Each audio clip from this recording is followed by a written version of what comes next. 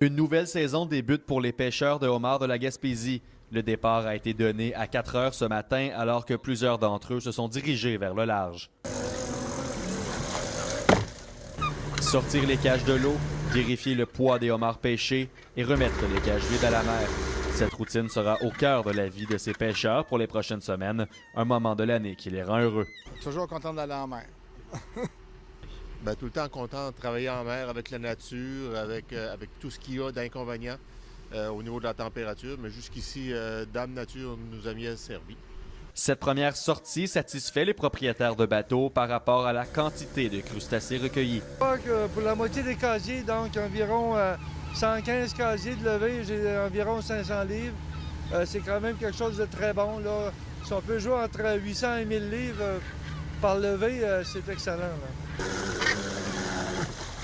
Les conditions météo capricieuses des dernières semaines retarderont le temps nécessaire avant d'effectuer de très bonnes prises. Évidemment, quand ils vendent beaucoup, ça fait du upwelling qu'on appelle dans le langage.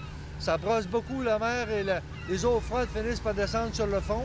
Et lorsque les eaux froides descendent sur le fond, les homards tombent comme en somnolence. La présence des baleines noires pourrait nuire au travail des pêcheurs plus tard en saison. Toutefois, ils ne semblent pas trop inquiets. Bon, on espère que cette année, on n'aura pas de problème compte tenu du fait que le ministère des Pêches océanes a accordé un corridor d'exploitation jusqu'à 20 brasses, 120 pieds de profondeur. Mais de toute façon, la baleine noire n'approche jamais le 120 pieds de profondeur. C'est le début de longues semaines intenses pour les pêcheurs de homards. Même si plusieurs d'entre eux effectuent ce travail depuis plusieurs années, le même sentiment de fébrilité les habite à chaque début de saison.